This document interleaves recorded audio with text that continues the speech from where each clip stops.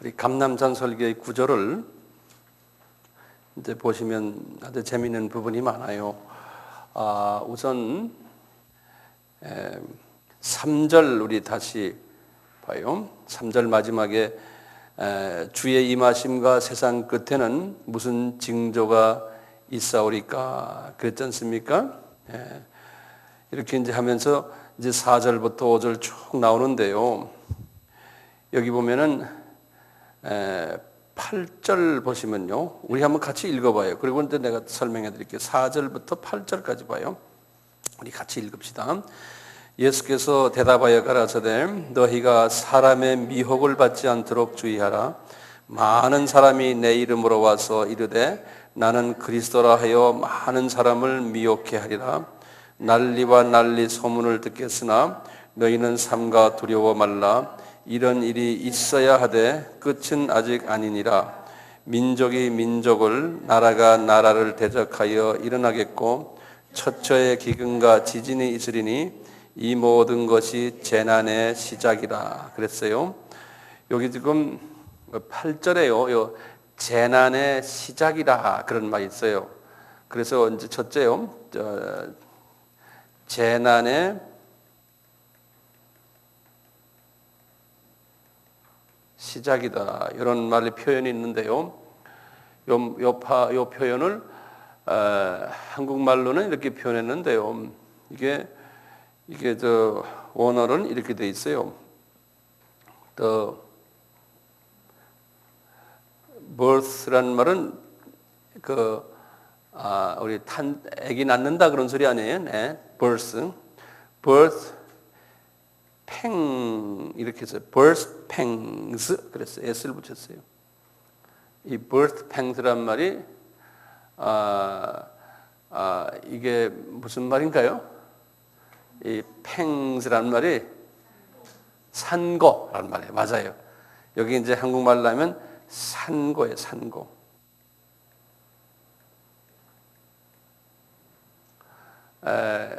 또 그 영어로 산고를 뭐라 그래요? 애기 어머니들 막 아플 때를 진통, 진통. 이 재난의 시작이라는 말을 the birth pangs 그랬어요. birth pangs, beginning of birth pangs. 그래서 이 재난이란 요 말을 한국말로는 그렇게 했는데 이게 birth pangs예요. 왜 이런 단어를 썼을까요? 예수님이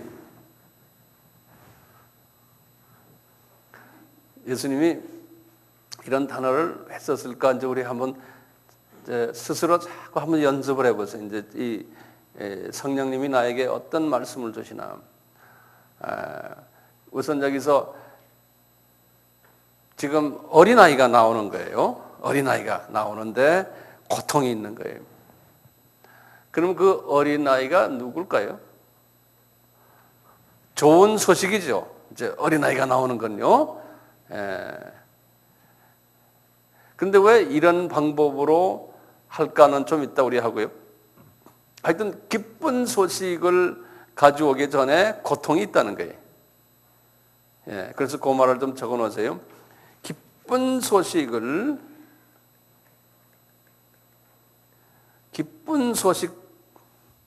전에 고통이 있는 거예요. 그런데 여기 보면은 6절을 보세요. 이런 일이 있어야 한다고 써놨어요. 그렇죠? 영어로는 그랬어요. must라고 그랬어. These things must take place. 그러니까 꼭 있어야 한다는 거예요. 뭐가요? 이 산고가 꼭 있어야 된다는 거예요. 산고가요. 근데 어떤 아기를 낳냐요? 기쁜 소식 아기가 누구겠어요? 예수님의 재림에. 예수님의 재림이 기쁜 소식이죠. 예수님의 재림이 기쁜 소식인데 이 기쁜 소식 오기 전에 이 고통이 있어야 된다는 거예요. 이 고통은 지금 뭘까요? 세상이 악해지고, 여기 보면 난리와 난리, 민족과 민족이 싸움하고, 뭐 좋은 소리가 하나도 없잖아요. 예? 세상이 점점 나빠진다는 거예요. 제가 이 종말론 학설을 이야기할 때요, 기억나시는지 모르겠어요. 낙관적인 견해와 비관적인 견해라는 이야기 기억나시죠? 예. 지금 예수님은 지금 무슨적인 견해 이야기예요? 이게 비관적인 견해예요. 이게 우리 비관적인 견해예요. 지금 예수님의 재림이 가까운 이때라고 우리가 이제 가정을 할 때요, 앞으로 세상은 어떻게 될까요? 점점 더 나쁘게 되게 돼 있어요. 그것은 나쁘게 된다는 것이 아니고 되어야만 한다는 거예요. 그래야만 아기가 나온다는 거예요. 그러니까 진통을 많이 하라고 어떤 때는 어머니들 그 진통제 먹이죠. 진통 더 촉진제. 그렇잖아요? 예, 그러듯이 앞으로 이 세상은 점점 더 나빠진다는 거예요. 범죄도 더 많아지고, 이제 뭐 전쟁도 더 심해지고, 경제도 파탄이 오고, 엄청난 어려움들이 앞으로 많이 온다는 거예요. 그래서 이런 그 종말에 그 관계되는 분들은, 이런 심한 분들은 이제는 어디 투자도 하지 말아라 그런다고요. 예? 그리고 재산도 많이 이제는 정돈해서 줄여라. 예. 돈 많이 벌 생각하지 말아라. 여기까지 하는 분들도 많아요. 굉장히 미국엔 특히 그런 사람들 많아요. 예. 이제는 잘못하면은 집어넣은 돈 다 잊어버린다는 거죠. 왜냐하면 세계는 점점 그렇게 갈 것이라는 거예요. 우리도 지금 보면은 새 정부가 들어와서 나라가 좀 더 어려워지고, 전 세계가 지금 점점 더 어려워지고 있는 것을 우리가 볼 수 있는데요. 이런 것들은 꼭 있어야 된다는 거예요. 그래서 이 재난을 뭐라고 그랬어요? 산고, 그렇게 birth pangs 그랬어요. 거기 보면 복수로 되어 있어요. 팽이 아니라 pangs. 왜냐하면 아픔이 여러 곳에서 여러 방법으로 온다는 의미에서 pangs 그랬어요. 그래서 이 구조적으로 보면요, 지금 이 산고가요, 이제 첫째 어떤 산고가 있냐면, 여기 보시면 4절과 5절을 보세요. 이제 다시 제가 읽어볼게요. 예수께서 대답하여 가라사대 너희가 사람의 미혹을 받지 않도록 주의하라. 많은 사람이 내 이름으로 와서 이르되 나는 그리스도라 하여 많은 사람을 미혹해 하리라. 여기 지금 중요한 단어, 동사가 미혹이라는 동사예요. 미혹. 미혹이란 것은 우리 영어로는 cheating 한다고 그러잖아요. 속이다. 또는 여기서는 deceit이라는 말을 쓰는데요.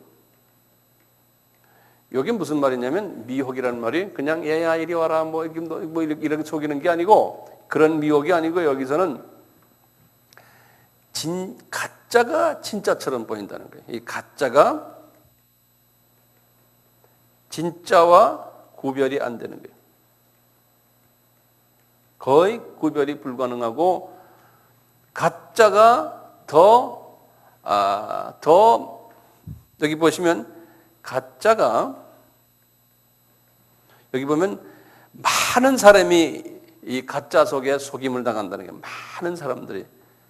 그래서요, 가짜에 속해 있는 사람이 더 많다는 거예요. 내가 이 화살표를 꼭대기, 가짜에 속해 있는 사람이 더 많은데 본인이 가짜에 속해 있는지를 모르고서 속인다는 거예요. 예. 그러니까 제일 먼저 일어나는 일이 이 일이라는 거예요. 예수님이 지금 하시는 말씀이에요. 그러니까 예수님이 하시는 말씀이니까 틀림없죠. 그건 동의하시죠? 틀림없거든요. 그럼 도대체 이것이 뭐냐 이거예요. 여기 보니까요, 뭐 가짜가 얼마나 많습니까? 우리 주변에 여기서 보면 뭐에 대한 가짜를 이야기하는 거예요? 성서를 보세요. 4절 5절을. 뭐에 대한 가짜를 얘기해? 예수에 대한 가짜를 얘기해. 진짜 가짜. 예? 그러니까 초점이 뭐냐면 예수님이에요. 초점이 여기 보면 그리스도라는, 이게 여기 보면 예수라는 말이 아니고요. 예? 그리스도라, 나는 그리스도라 그랬죠? 이 그리스도라는 말이 뭡니까? 기름 부으심을 입은 자라는 소리예요. 그 성서에서 그리스도란 말할 때하고 예수란 말할 때하고 거기에 의미가 달라져요. 예. 이제 그리스도라는 거예요. 이 말은 제가 이제 다음에 이제 교회 있을 때 자세하게 말씀드리겠지만요. 이 말은 뭐냐면 저는 이 종교다원주의를 이렇게 나는 표현하고 싶어요. 종교다원주의. 종교다원주의가 뭐든가요? 어떤 모든 종교는 알고 보면 다 같다는 소리죠.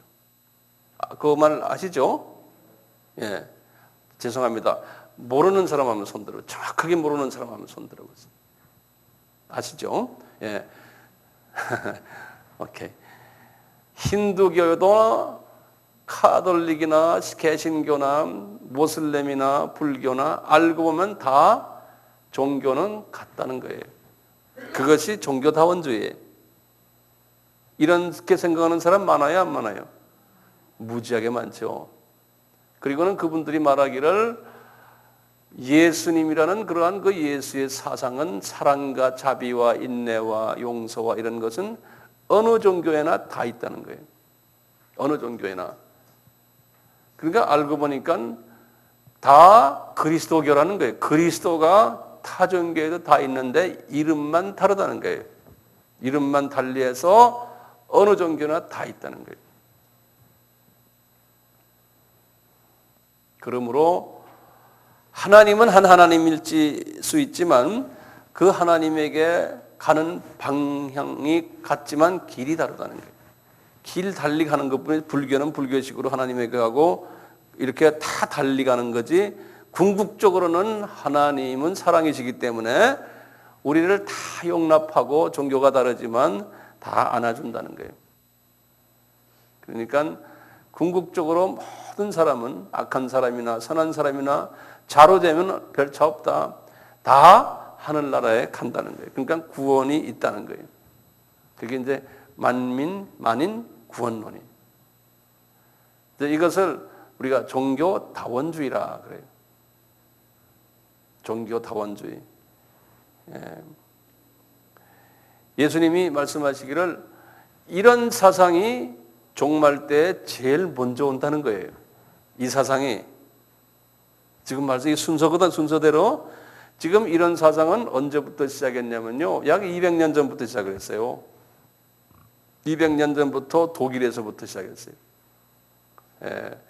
그 칸트라는, 임마누엘 칸트라는 기독교 철학자 또는 헤겔이라고 그러죠. 헤겔이나. 또 많은 신학자들 많아요. 한 100년 전 한번 보면은 슈라이마르크라는 다 독일 사람들이에요. 이런 사람들 통해 가지고요. 뭐 계속 오다가 요새 와서는 뭐 그런 사람 굉장히 많아요. 그래서 현재 전체 기독교 인구의 약 한 80%가 이 사상에 물들어 있어요. 전체 기독교 인구에. 지금 세계 인구가 60억인데 이 중에 기독교 인구가 20억이에요. 기독교 인구가 20억이에요. 20억인데 이 안에 20억 안에서요. 로마 카톨릭이 12억이에요.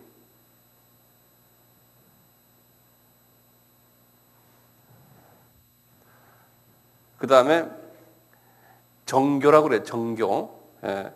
예를 들어서 히랍 정교, 러시아 정교, 또 뭐 애굽 정교, 이 정교들이 많아요. 정교라는 것은 카톨릭에서 나온 그 그 보수 그룹들인데요. 이런 이 정교들이 얼마냐면 약 한 4억 정도 있어요. 20억 중에서 4억이에요. 가톨릭이 12억이고. 그 다음에 큰 그 교단이 성공회예요. 성공회.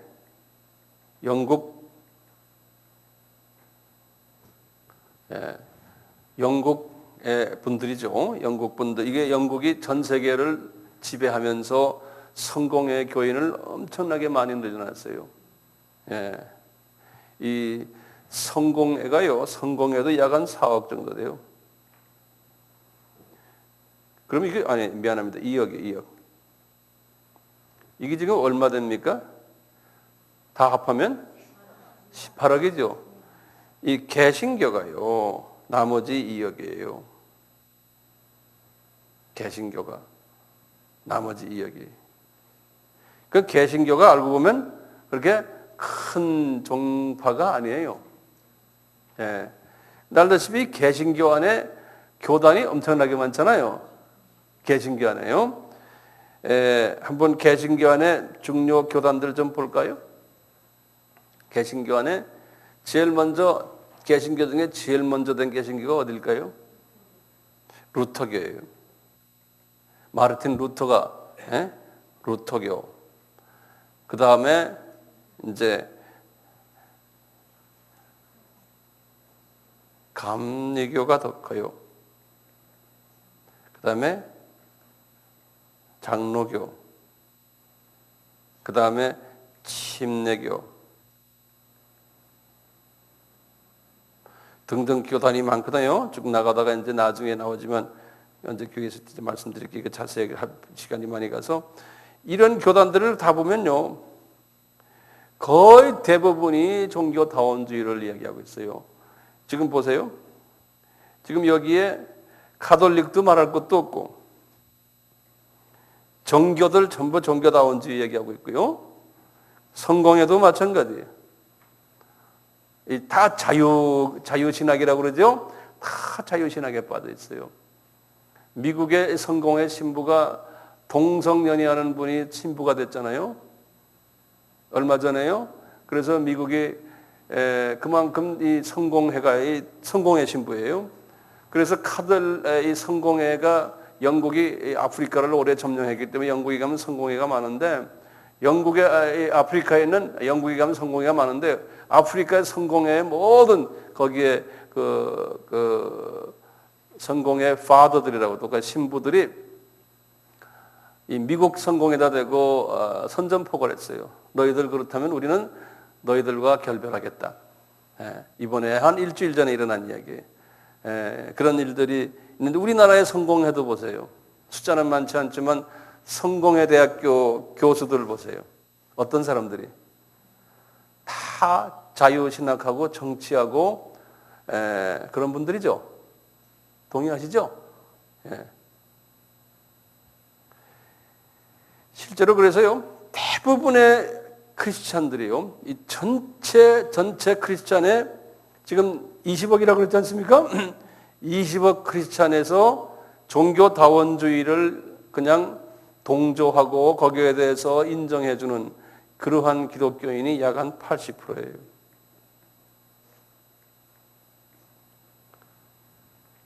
(80%가) 이 속에 들어가 있어요. 그러니까 우리는 소수의 소수. 이제 우리 저희 복음주의라 그러는데 복음주의는 아주 소수예요. 그러니까 주님이 지금 하시는 말씀, 이 말씀, 첫째 이 종말에서의 그 산고가 제일 먼저 있을 텐데 이 산고 중에 종교다원주의 산고가 지금 벌써 이미 시작이 됐고 이것은 거의 전 세계를 휩쓸고 있어요. 몇 년 전에 시작했다고요? 200년 전에 시작해가지고요. 네. 왜 예수님이 이런 일이 제일 먼저 일어날 것이라고 말씀하셨을까요? 왜? 이 마귀가 이제 사탄 이 사탄 마귀 세력들이 이제 예수님의 재림과 함께 특히 사탄이에요. 사탄이 예수님의 지상 재림 때에 그 무저갱으로 들어간다. 그런 말씀 제가 드렸죠. 네. 이 사탄이 무저갱으로 들어갈 때가 얼마 남지 않은 것을 알아요. 예수님의 재림이 가까울 때. 자기 때가 얼마 남지 않았다는 걸 알기 때문에 사탄이 예수님에 대한 공격 중에 가장 급소를 때리는 공격이 이 공격이에요. 다른 뭐 전쟁이 일어나고 뭐 지진이 일어나고 이런 건 별거 아니에요. 예. 그런데 가장 하나님께 반역을 할 수 있는 최대의 그 급소가 뭐냐면 예수 그리스도의 그 보혈의 십자가 사건을 희석시키거나 부인케 하는 거예요. 그것이 하나님의 자녀들 공동체 안에 들어와 가지고 그 일을 공격하는 거예요.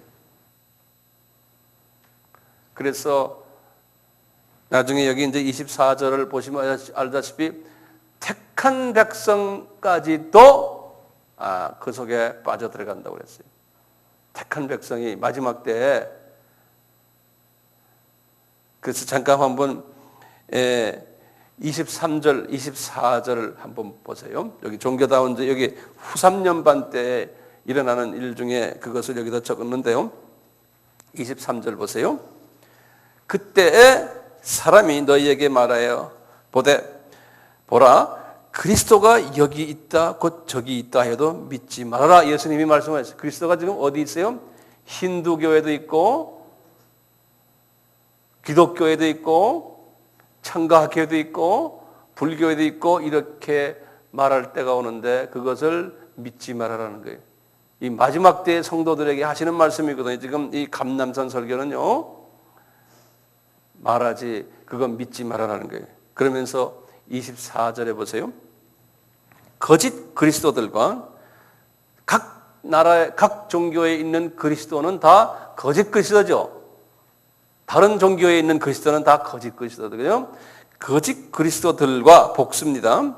그 다음에 거짓 선지자들이 일어나. 거짓 선지자는 누굴까요? 이와 관계하는 종교다원주의를 주장하는 인정하는 모든 성직자들이에요.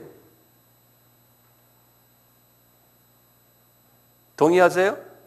예. 큰 표적과 기사를 이분들이 보여준다는 거예요. 이것을 꼭 뭐 성회해가지고 뭐 죽은 사람 일어나고 이런 이야기보다는 이분들이 파워가 있고 이분들이 인기가 있고 어디 가든지 뭐 말 한마디 하면 사람들이 다 따르고 역사를 일으키는 파워가 있는 그룹들이라는 정치적인 파워, 종교적인 파워, 영향력 이런 것들 이분들이 다 간다는 거예요. 그래서 큰 표적과 기사를 보여 할 수만 있으면 신학적인 모든 이론도 여기에 대해서 엄청나게 많이 발전돼 있어요. 그래가지고 이렇게 해가지고 이분들이 뭐 하냐면 할 수만 있으면 영어로는 그랬어요. If it's possible 그랬어요. 가능하다면 최선을 다해서 택하신 자들도 미혹하게 하리라 그랬어요. 여기 보세요. 택하신 하나님의 백성들이에요. 여기 굉장히 중요한 개념이에요. 교회에 나왔는데 하나님 예수 그리스도가 유일한 하나님이시고 하나님의 아드님이시고 구속임을 믿었는데 갑자기 종교다원주의의 자유신학에 빠져가지고 거기에 대한 믿음이 슬슬 없어지기 시작하는 거예요. 그러면 어떻게 된다고요? 이 사람들이 구원이 무효된다는 거예요. 구원이 무효가 되는 거예요. 택하신 자들도 미혹한, 택해서 하나님의 자녀가 된 사람들인데 하나님께서 이 마귀가 이 사람들의 구원을 무효시켜버린다. 이만큼 예수님이 심각하게 말씀하시는 거예요. 왜? 마귀가 마지막 때에 이런 식으로 하나님의 자녀들을 뺏어간다는 거예요. 마귀가 그렇게 할 거라는 거예요. 그래서 오늘날 보면은 웬만큼 이름 있는 신학교 전 세계에요. 뭐 아카데믹하게 유명한 학교다 하는 학교는 거의 다가 이 안에 다 빠져버렸어요. 그런데 본인이 거기에 빠져 있는 줄 모르고 우리같이 예수 그리스도, 복음은 그리스도, 복음주의 이 교회 안에만 있다. 그 교리 안에만 있다고 말하는 사람들 피고서요. 다들 극보수들이라고 말이죠. 지금 세상이 그런 세상이에요. 예수님이 그렇게 말씀하셨거든요. 여기다가요. 그래서 보세요. 25절, 26절, 27절, 27, 28절에 보면 더 그래놨어요. 보라, 내가 너희에게 미리 말하였노라. 그러면 사람들이 너희에게 말하되 보라, 그리스도가 광야에 있다 하여도 나가지 말고 보라, 골방에 있다 하여도 믿지 말라. 번개가 동편에서 나서 서편까지 번쩍임 같이 인자의 임함도 그러하리라. 이제 이럴 때 임하시는데 28절엔 재밌어요. 죽음이 있는 곳에는 독수리들이 모일지니라 그랬어요. 죽음이란 말이 뭡니까? 시체지요. 하나님이 보실 때 하나님이 자녀들이었는데 그 자녀들이 이제는 시체로 변했다는 거예요. 영적인 시체, 죽은 시체로. 그래서 거기에 독수리들이 모여든다는 거예요.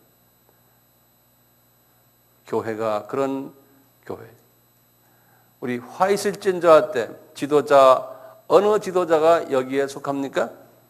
다시 한번 23장 보세요.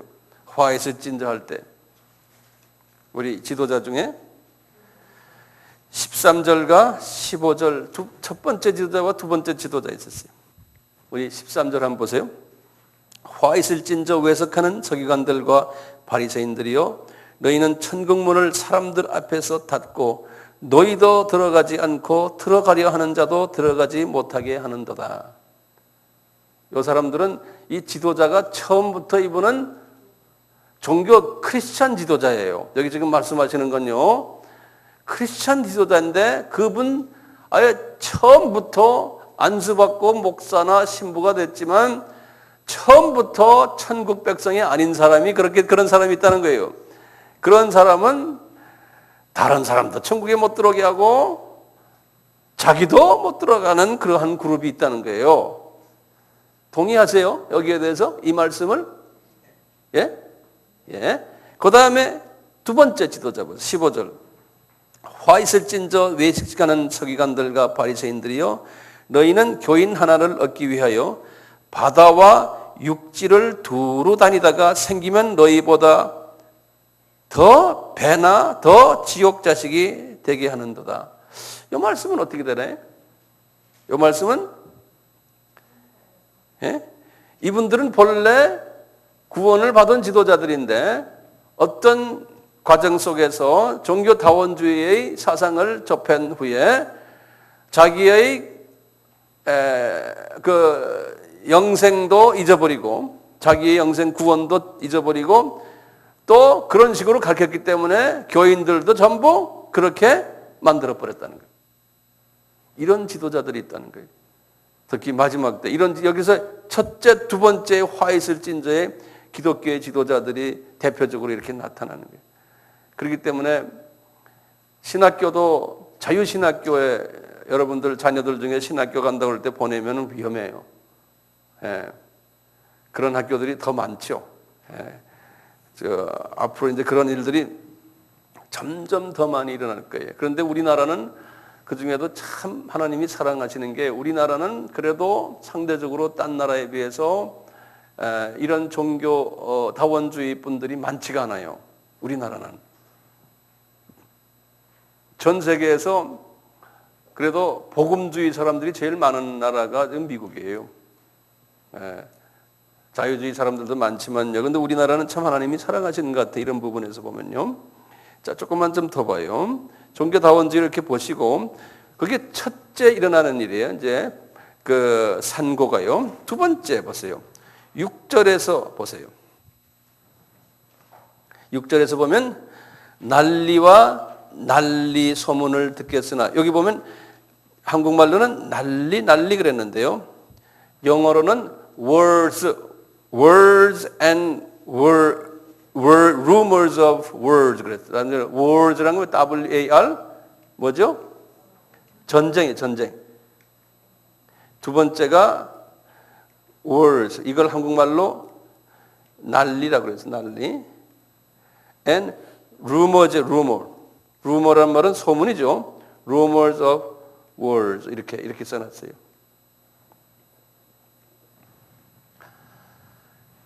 전쟁이 많이 나겠다는 거예요.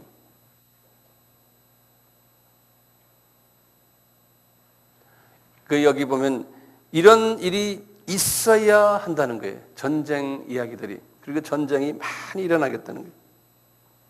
그래서 구체적으로 전쟁을 어떻게 표현하냐면 그 다음 절을 보세요. 7절에 첫째 전쟁은 무슨 전쟁이 일어나냐면 민족과 민족의 전쟁이에요. 민족 전쟁이에요. 요 민족 전쟁을 요건 원어로는 에트네란 말이 우리 지난번 우리 배웠죠? 예, 이건 족속 간의 전쟁이에요. 요거는 족속 간. 전 세계에 어떤 분들은 약 한 2만 4천 개의 족속이 2만 4천 족속이 있다고 하고 어떤 사람 그걸 좀 더 이렇게 좀 짧게 보면 12,000개까지 보는 분이 있는데요. 족속이 이렇게 많아요. 종족이요. 우리는 지금 북한과 우리와의 지금 이 대결 상태는 여기에 속해 있지 않죠. 우리는 족속은 같잖아요. 말도 같고 문화도 같고 다 같으니까요. 여기에 속해 있지 않는데 대부분의 전 세계에 지금 전쟁이 일어나는 것들은요. 다 이 족속 전쟁이에요. 평화스러운 데가 거의 없어요. 족속과 족속 전쟁이 끊임없이 지금 일어나고 있거든요. 그 다음에 보면은 전쟁 거기다 있어요.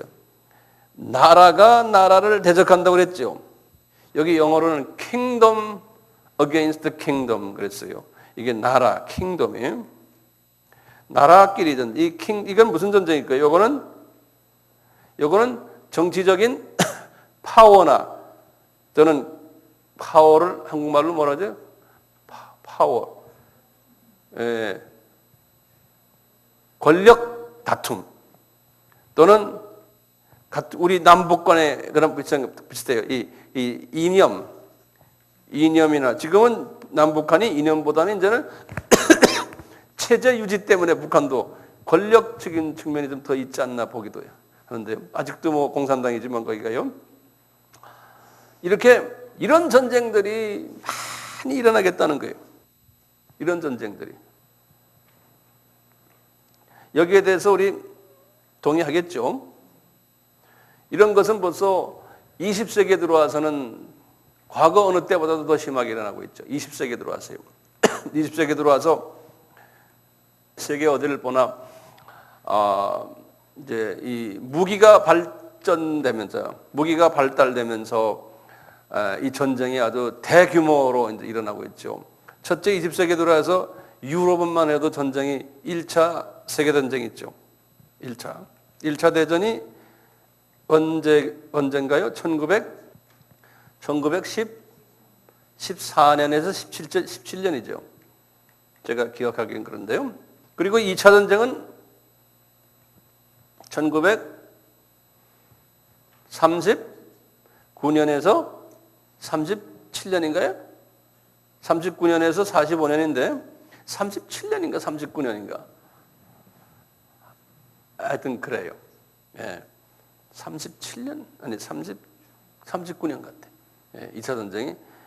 그리고는 이제 뭐 우리 남북 우리나라 전쟁, 또 월남 전쟁, 또 이제 기타 많은 전쟁들 지금 일어나고 있는데요. 이런 일들이 일어나겠다는 거예요. 그리고 7절에 보면은 첫째에 이제 세 번째는 기근이 일어나겠다는 거예요. 기근. 이거 나중에 제가 자세히 설명할 거예요. 다시 말하면 기근이 일어난다는 건 이제 먹을 것이 점점 더 없어지겠다는 거예요. 그게 이제 데이터를 내가 다 나중에 드리겠습니다. 자세히요. 예수님의 말씀이 진짠가 가짠가. 지금 우리가 좀 살고 있는 이때 이게 자세한 데이터를 제가 드릴 거예요. 그 다음에 오늘은 지금 구조만 지금 잠깐씩 봅니다. 그 다음에 뭐 있어요? 지진이 있겠다는 거예요. 지진이. 지금 지진이 뭐 말도 못하게 자주 일어나고 있어요. 그것도 제가 데이터를 쫙 드리면 주님 여러분들이 이해가 나실 거예요. 예. 이런 일들이 있고요. 이런 일들이 있는 것은 다 이게 예수님의 재림의 하나의 그냥 아기 엄마가 산고를 하는 그거라는 거죠. 그럼 그 다음에 보세요. 9절 보세요. 그때 사람들이 너희를 환난에 넘겨주겠으며 너희를 죽이리니 너희가 내 이름을 위하여 모든 민족에게서 미움을 받으리라. 이제 이 부분을 보면요, 이제 기독교인들이 미움을 받는다는 거예요. 누구 때문에? 예수님 때문에. 왜냐하면 소수기 때문에 어디 가서 서바이브 하기가 어려워진다는 거예요. 이 마지막 때 되면요. 그러니까 예수 그리스도의 종교다원주의를 이야기하면 괜찮지만 예수님 때문이다. 예수. 그 예수 외에는 구원이 없다라고 말을 하면은 이제는 어려움을 당한다는 거예요. 핍박을 당한다는 거예요. 이제 그런 일들이 지금 일어나고 있거든요. 전 세계 어디 가나요? 예. 동의하시죠? 예. 모든 민족에게서 미움을 받는다는 거예요. 그때 10절입니다. 많은 여기 이제 그러면 그리스도인들 핍박을 받는다는 거예요. 핍박에다가 이제 이분들이 많은 부분들이 순교까지 당하게 돼요. 나중에 우리 계시록을 이제 공부하면서 나오는데요. 순교도 당하게 돼요. 그 다음에 10절에 그때 많은 사람이 시험에 빠져 서로 잡아주고 서로 미워하겠으며 11절 거짓 선지자가 많이 일어나 많은 사람들을 미혹하겠으며 불법이 성함으로 많은 사람이 사랑에 식어지다. 이건 우리 법이 없이 사랑에 식어지고 이런 부분이에요. 자, 그런데 13절에 그러나 끝까지 견디는 자는 구원을 얻으리라. 그러니까 이 마지막 때 우리 크리스천들은 정말 서바이브 하기가 힘들다는 거예요. 그 예수님이 끝까지 견디라는 거예요. 예, 그래서 영어로는 endure라는 말을 썼는데 endure. 견디는 거예요. 어려움을 참고 견디는 거예요. 경제적인 어려움, 사회적인 어려움, 복음 때문에 예수님 때문에 핍박받는 어려움, 소외당하고 이러한 일들이 끊임없이 앞으로 있을 거라는 거예요. 근데 지금 기분이 별로 안 좋죠? 예? 우리는 예수 믿으면 복 받고 예수 믿으면 이렇게 잘 되고 우리는 지금 관심이 그런 쪽에 더 많지 않아요? 그렇잖아요. 우리 당면 우리의 이 문제들 우리가 생각해 보면 예수 믿으면 좀 더 잘 되고 내가 원하는 거 좀 잘 되고 이랬으면 좋은데 예수 믿기 때문에 더 안 되는 경우가 더 많다는 거예요. 지금 여기 지금 보시면요. 예? 그래서 이제 예컨대 지금 우리가 해외 이방인 선교를 해야 되는데 정말 선교 안 하는 분들이 돈을 더 많이 가지고 있고 선교와 관계없는 사람들이 더 잘 살고 풍성풍성한데 정말 하려고 하는 분들은 더 없는 거예요. 화가 나죠, 어떤 때는요. 그런데 주님은 없는 가운데서 하나님 주님께서 이 일을 이루세요. 없는 가운데 있어요. 너무 많이 있으면요, 교만해지니까 주님께서 일부러 이렇게 하시는 것 같아요. 고통을 주면서 고통 안에서 하도록 하는 거예요. 예. 끝까지 견디라는 거죠. 이런 과정 속에서 14절이 아주 유명한 장이죠. 예? 14절이 뭐니까 이런 과정 속에서 이 천국 복음이 모든 민족에게 증거되기 위하여 온 세상에 퍼지리니 그제서야 끝이 오리라 그러는 거예요. 그러니까 이런 가운데서 이방으로 모든 족속들이잖아요. 예? 모든 족속들에게 복음이 이 어려운 가운데서 퍼진다는 거예요. 예. 우리가 지금 하는 사역이 돈이 많아서가 아니지 않습니까? 여유가 있어서도 아니고 없는 가운데서 그냥 짜면서 가는데 우리를 통해서 하나님께서 이제 이 이방 족속의 복음이 전파되고 또 많은 선교사님들이요 다들 어려워요. 경제적으로요. 풍족한 분은 한 분도 없어요. 그런데 그 안에서 이루시는 거예요, 하나님께서. 예. 실은 돈이 많은 교회가요 하는 것 같지만 돈이 많이 막 헌금이 많이 들어오는 교회들 보면은 모르겠어요. 딴 것 하는 일이 더 많죠. 돈이 많아지면 제일 먼저 생각하는 게 건물을 자꾸 지으려고 그래요. 그리고 더 그냥 시설도 모던하게 하려고 그러고. 예. 그러면서 이제 어느 정도의 남은 돈은 선교에 쓰지만 돈이 많을수록 더 많이 선교를 해야 되는데 그렇지 못한 부분들이 좀 있는 것 같아요. 그러니까 이런 어려운 가운데서 산고가 있는 가운데서 이방 사람들에게 복음을 전하는 사람들이 있다는 거예요. 주님께서 지금 말씀하시는 거예요. 예. 우리는 지금 요 틈새 들어가서 지금요 이 일을 지금 그래서 하는 거예요. 예? 점점 복음을 전하려면 특히 이방 선교를 하려면 돈이 더 많이 필요하고 핍박도 있고 또 이런 데 참여 안 하려는 분들도 있고 왜냐하면 이게 재미가 없잖아요. 뭐 별로 나타나는 것도 아니고 예, 그렇지만 주님은 우리에게 봐라. 이런 가운데서 너희들은 열심히 전하라는 거예요. 예.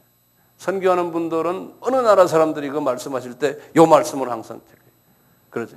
Matthew 24:14 그래.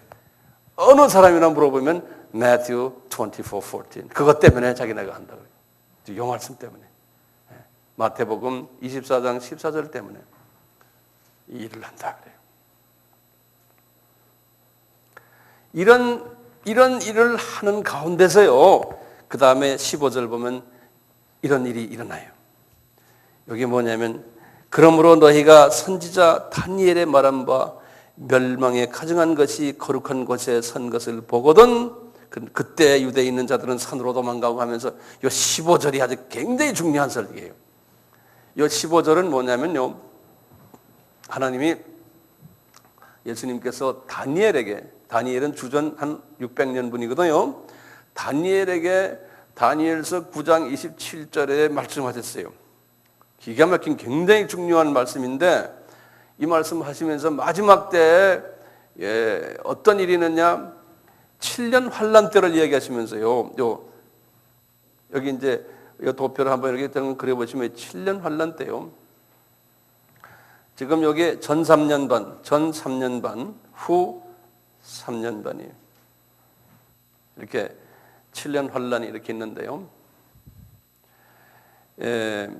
예수님이 지금 이 15절에서 하시는 말씀이 요 후 3년 반 때를 놓고서 지금 하시는 말씀인데요. 뭐라고 그러시냐면은 이 마지막 때 성도들이요. 우리에게 하시는 말씀이에요. 예루살렘에 지금 이방인들이 성전이 거기 있는데 그 성전에 그 자리에 예루살렘 성전이 지어진다는 거예요. 여기 지금 보니까요.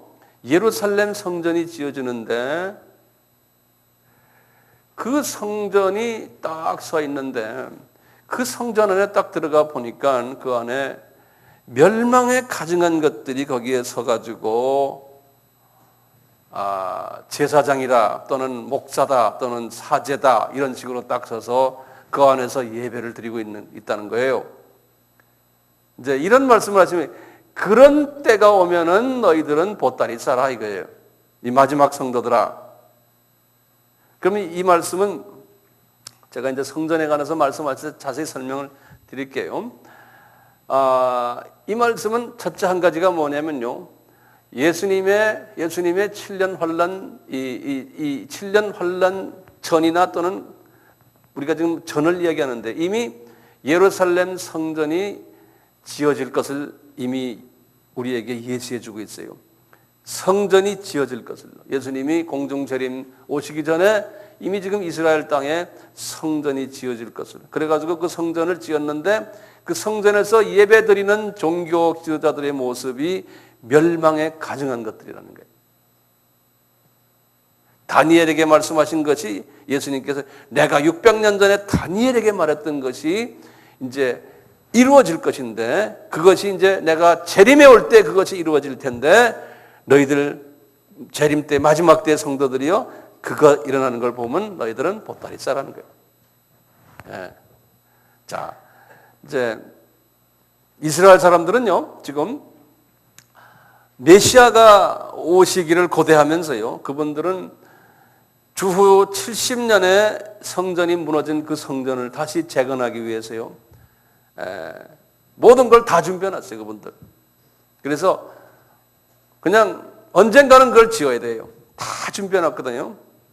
그래서 우리는 보면 아하, 이제는 주님의 재림이 가까웠구나. 성전은 이제 지을 수 있는 모든 여건만 되면은 금방 짓게 돼 있어요, 지금. 심지어는 그 구약에 보면은 레위기에 제사장이 성전에서 제사 드리는 방법을 자세하게 써 있잖아요. 그 제사 드리는 방법까지 연습하는 제사장 그룹이 200명이 준비되어 있어요. 그 예루살렘 대학바로 옆에 보면 그분들 훈련하는 제사장 200명을 성전이 지어지면은 레위기에서 가르쳐 주신 그대로의 그 제사장 역할을 할 수 있도록 다 준비를 해놨어요. 이스라엘 정부에서 그걸 다 알고 다 준비를 해놨어요. 문제는 언제 짓느냐예요. 거기다가 그 짓는 얘기는 제가 다음에 언제 기회 있을 때 말씀을 드릴게요. 그러니까 상당히 예수님의 재림이 우리 눈앞에 가까웠어요. 이런 부분에서 봐도요. 거기에 대한 많은 징조들을 제가 이번에 쭉 이제 설명을 데이터 드리면서 역사적인 사건들, 오늘날 어떻게 그것이 지금 진행되고 이런 것을 제가 아는 대로 쭉 나중에 이제 설명을 해드릴 기회가 이제 있을 거예요. 예루살렘 성전이 이제 곧 언젠가는 이제 지어질 거예요. 이렇게 쭉 나오다가요, 이제 좀 띄어가지고요. 그리고는 28절, 29절 쭉 나가다가요, 32절을 보세요. 32절에 보면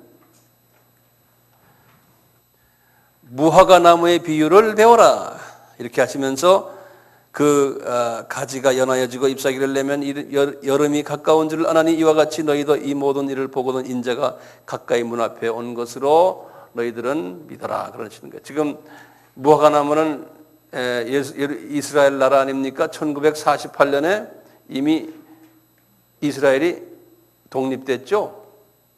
이 사건도 이미 이루어졌어요. 이 사건도. 이렇게 하시면서요. 이렇게 하시면서 이제 예수님께서 무엇을 우리에게 가르쳐 주시냐면 이분들에게 이제 우리 마지막 때 이제 사람들에게 가르쳐 주시는 것이 비유를 들어서요.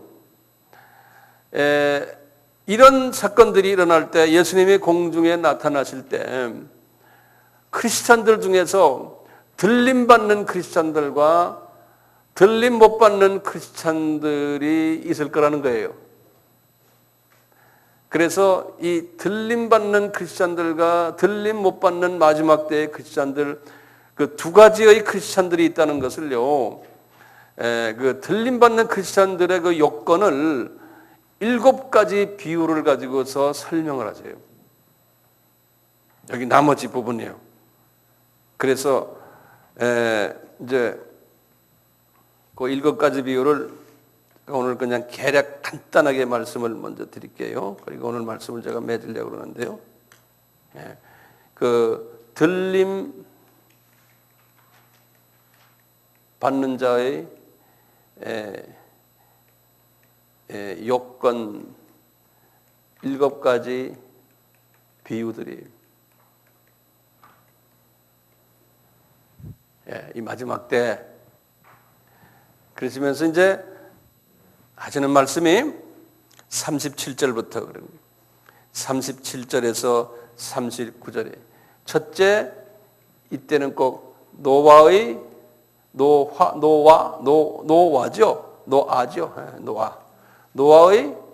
비유예요.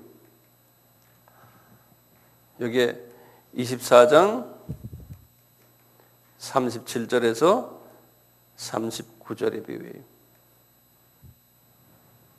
7이란 숫자는 완전 숫자 아닙니까? 하나님은 꼭 그런 식으로 하세요. 첫째 뭐냐? 노아의 때와 같다는 거예요.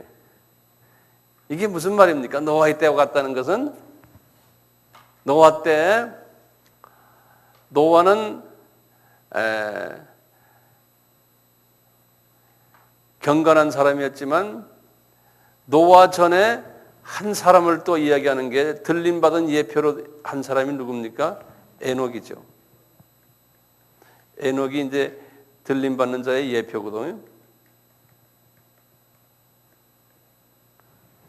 보면은 에녹은 하나님과 동행하였다 그랬어요.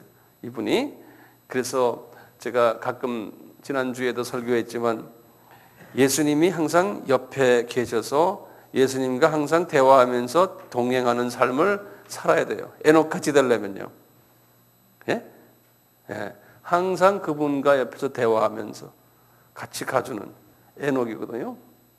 그리고는 우리 노아의 때는 대부분의 사람들은 노아의 식구들만 빼놓고 홍수날 것을 믿질 않았어요. 그리고 거기에 대한 관심이 없었어요. 오늘날도 마찬가지예요. 예수님의 재림에 대한 관심이 있어요? 우리가 지금 삶이 바쁘니까요. 신앙생활 그냥 이렇게 하다가 이제 끝나는 것처럼 생각하지. 그냥 그러다가 이제 우리가 이제 하늘나라에 간다 생각하지. 내가 살아있는 동안에 예수님이 지금 오실 거다. 그것 때문에 내가 특별히 뭐 준비하고 그럴 마음의 여유가 우리에게 없죠. 주님이 그랬어요. 노아의 때와 똑같다는 거예요. 우리가 이제 이방 선교하는 것도 이 노아의 홍수를 준비하는 하나의 과정이죠. 방주를 짓는 거나 마찬가지거든요. 그래서 우리가 지금 이방 선교하잖아요. 방주 짓는 거죠. 두 번째는 하시는 말씀이 40절이에요. 두 사람이 밭에 있음에 하나는 데려감을 당하고 하나는 그대로 남아있다는 거예요. 그러니까 이 밭가는 두 사람이에요.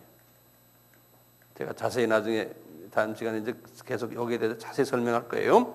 밭가는 두 사람의 비유를 하시면서 이게 교회가 갈라진다는 거예요. 크리스찬들이요. 50대 50대 같지만 이게 50대 50대가 아니에요. 네. 그 다음에 41절에 여기 이제 40절이에요. 그 다음에 41절에는 보면은 두 여자가 매를 갈고 있는데 하나는 데려감을 당하고 하나는 버림을 당하는. 예, 두 여자, 매가는 두 여자. 여기도 보면 갈라진다는 거예요.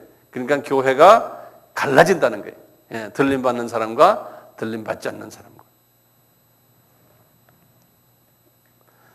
그러니까 깨어있어라 42절에 깨어있어라 이 날에 너희가 깨어있어라 집주인이 도적같이 온다면서 예비하고 깨어있어라 생각지 않을 때에 오신다 예수님이 지금 말씀하시고는 그 다음에 네 번째 비유를 45절에서부터 51절이에요. 45절에서부터 51절에 네 번째 비유. 이건 충성되고 지혜 있는 종이 되어서 주인이 그 집의 사람들을 맡아 때를 따라 양식을 나눠줄 자가 누구냐? 주인이 올 때 그 종이 이렇게 하는 것을 보면 그 종이 복이 있으리라. 예수님의 재림 때 충성된 종은 뭐 하느냐? 만민에게 아까 14절이죠.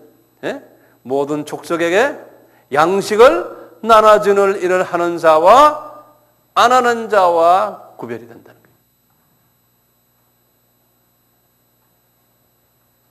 거예요. 그러니까 이건 지혜 있는 종이, 지혜 있는 종 또는 충성된 종. 그렇지 않는 종을 48절에 악한 종이라고 그랬어요. 보면은 48절에 악한 종. 이 종이라는 거는요, 크리스천들 얘기예요. 우리가 종 하면은 예수님을 뭐라고, 주인을 뭐라고 해요? 주라고 부르죠. 우리 크리스천들 다 예수님을 주님 하죠. 그러니까 다 크리스천들이에요. 크리스천 중인데 주님이 보실 때 지혜 있는 종이 있고 악한 종이 있다는 거예요. 이걸 어떻게 구별하느냐? 마지막 때, 추수 때, 예? 아까 우리 말했죠? 이 천국 복음이 만민에게 전파되리니 모든 족속에게. 그렇죠? 모든 족속에게 양식을 나눠주는 사람과 안 하는 사람과의 구별이라는 거예요. 주님이 올 때 그걸 따지겠다는 거예요. 이걸 했느냐, 안 했느냐. 여기에서 딱 구별이 된다는 거예요. 다섯 번째, 그 유명한 열 처녀의 비유예요.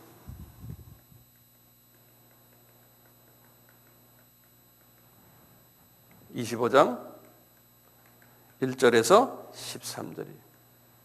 여기만 그냥 정확하게 나와요. 나중에 혼인잔치에 들어간다 안 들어간다 그래요. 이 열천의 비유를 우리가 자세히 나중에 보면은 틀림없어요. 이것도 보면은 우리가 왜 이방 선교를 해야 되는가 주님이 정확하게 우리에게 보여주세요. 여섯 번째 보면은 그 유명한 탈란트 비유에 14절에서부터 탈란트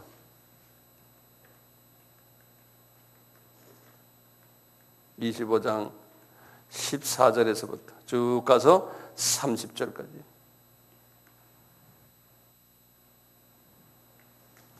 탈란트 비유. 이것도 보면 정확하게 그렇게 돼 있어요. 그리고는 마지막 일곱 번째 양과 염소의 비유.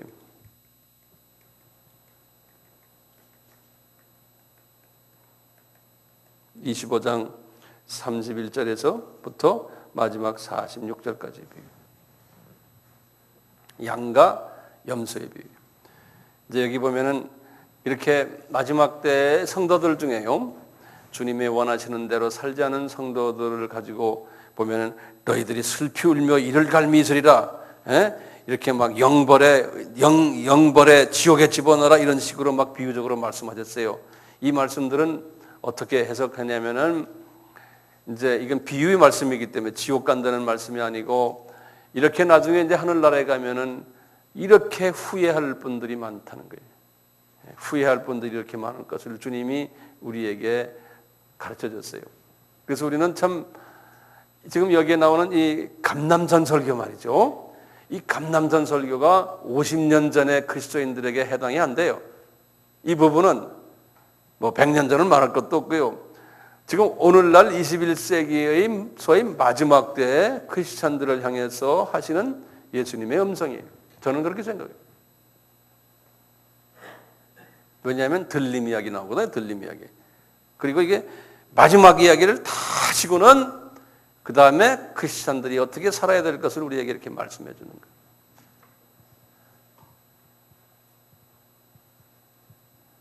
그러니까 나중에 이제 들림 받아서 올라가서 이제 나중에 이제 7년 환란을 우리는 겪지 않고 나중에 주님과 같이 내려와서 지상에 내려와서 천년왕국 때 왕노릇하고 왕노릇은 지도자 계급이 되는데요. 그리고는 나중에 이제 새 하늘과 새 땅에 가서도 지도자 계급이 되고 우리 그 한번 했죠 지난번에 이 지도자 계급이 들어가는 그 그룹이 형성되는 그 조건을 주님이 우리에게 말씀해 주고 계시거든요. 근데 우리는 참 이 마지막 때에 크리스찬으로 태어나는 것이 보통 복이 있는 게 아닌 것 같아요. 100년 전에만 태어났더라도 그렇지 않은데 마지막 추수가 그렇게 중요하기 때문에 특별히 마지막 때에 이것을 깨닫게 하는 하나님의 사람들로 태어나게 하셨고 그와 동시에 또 마귀의 방해는 어느 때보다도 더 강하고 이제 견뎌라 그랬지 않습니까? 우리가 이걸 견디면서 우리의 할 일은 딴 거 아니죠. 우리는 아까 24장 14절 만민에게 복음을 양식을 나눠주는 그 일을 우리가 해야 되는 거예요. 딴 게 없어요. 우리의 존재 가치가 그거예요. 우리는 지금 한국 땅에서는 이미 복음이 다 들어갔기 때문에 들어본 사람들이 대부분 다 아닙니까? 우리가 한국 사람을 복음화하는 일을 하더라도 거기에 우리의 모든 정력을 다 바치면 안 된다는 거예요. 우리는 비한국인들, 복음이 안 들어가는 곳에 우리가 시간과 물질과 정력을 다 바치는 것이 오늘날 마지막 때에 주님이 요구하는 크리스찬들이 아닌가. 저는 이것을 확실히 믿고 있거든요. 그래서 우리가 이렇게 모였잖아요. 오늘은 우리 감람산 설교를 첫 시간에 1시간 했고요. 두 번째 시간에는 감람산 설교가 어떻게 구조가 되어 있는가 그 구조를 우리가 한번 간단히 1시간 동안 우리가 섭렵했어요. 다음 시간에는 제가 이 감람산 설교를 좀 더 구체적으로 이렇게 하나하나 짚고 넘어가려고 그래요.